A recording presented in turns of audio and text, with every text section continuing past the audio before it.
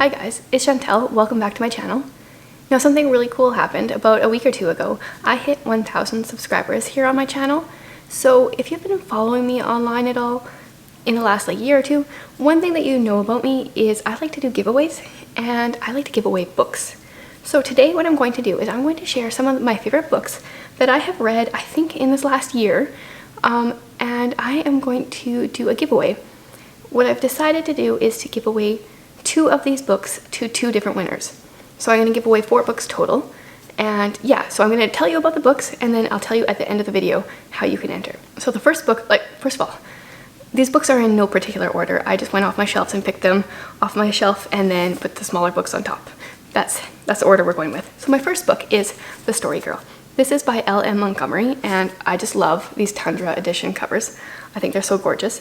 Anyway, The Story Girl, if you ever watched Road to Avonlea, which I did as a kid, it is based off of this book. So we follow a bunch of preteen teenagers and their cousins come to live with them from abroad on Prince Edward Island, and it's just kind of like the adventures they go on throughout the summer.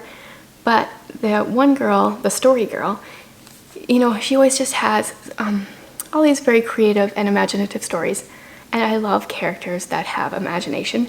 And one of the things that Ellen Montgomery did differently in this book is she used a male author. So one of the teenage boys, Bev, is the narrator for this story, which is a little different than normal. But yeah, this was one of my favorite reads. I think I read this one last year and loved it. Next up, this wouldn't be a favorites list if I did not include an Agatha Christie. Now, I give pretty much all her books at least 4 stars. I don't think I have ever yet guessed who did it in her books.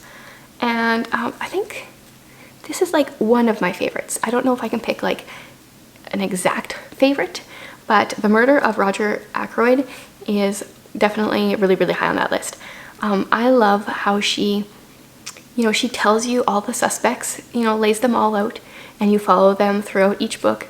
And then at the end, it's always like, here's all the people, brings them all together, and they explain, often why it could have been any one of them.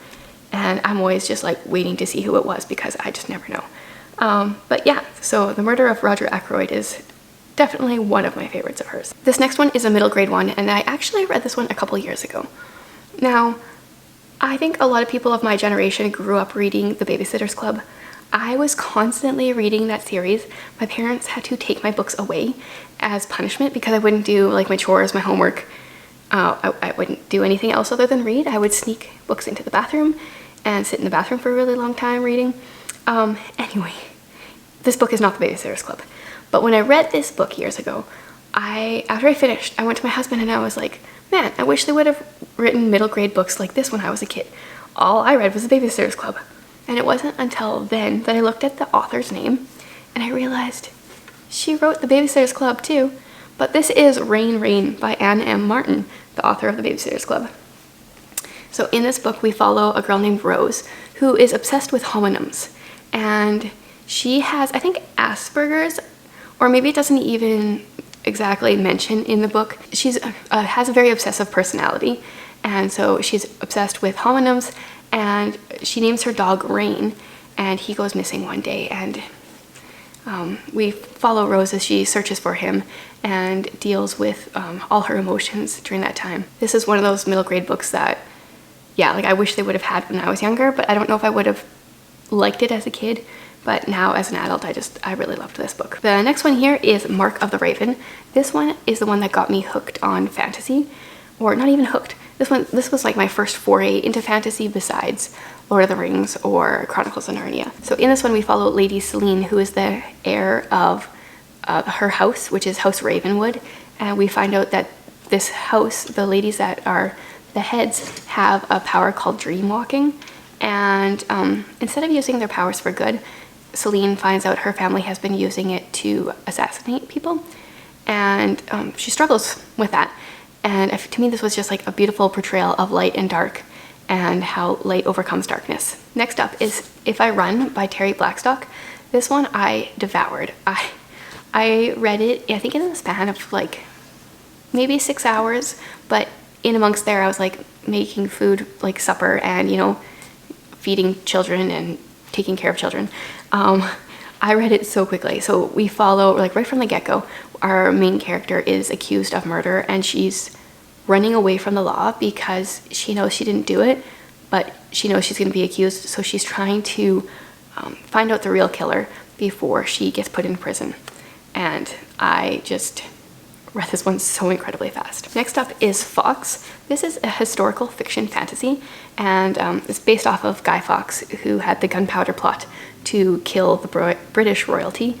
But in this book, we follow his son, Thomas, who, well, everyone in that world, or most people in that world, they wore masks, and depending what color your mask was, that you could control that color. So if your mask was green, you could control all the things around you that were green. And I found myself reading this book and thinking, like, okay, what color would I want to control? Like, what color is like occurs the most around me? And I thought that was fascinating. And also in this book, our main character struggles with knowing whether or not he should follow his dad and his pursuit with the gunpowder plot, or if he should, you know, do the right thing. And yeah, I thought this was incredibly well written and was definitely one of my favorites. Next up is a book that I keep talking about, and it is the Wing Feather Saga. First of all, I love these new editions that are being printed now. I love the artwork, and the pictures inside are fantastic. So this is a middle grade fantasy book where we follow 3 siblings, Janner, Tink, and Lily, and they live in a world where there are fangs that have come into their land, I guess, and they are wreaking havoc. And things happen so quickly in this book that I don't feel like I can say a whole lot more because I don't like to know too much going into books. But yeah, I just love this so much. I love the author's attention to detail, and this was a family favorite, or is a family favorite. I don't know if there will be anything that knocks this off of the favorites list for a very, very, very long time. Next up is actually another middle grade one, middle grade fantasy again, and this is Keeper of the Lost Cities. This one follows a girl who lives in a regular world, and then like right off the bat, she knows she's not normal because she can hear people's thoughts, but like no one else around her can, so she feels very different for that. And then right off the bat, she finds out it's actually because she's not from this world, she is from a different world, and she's an elf. And then she goes into that world, and we follow her along there.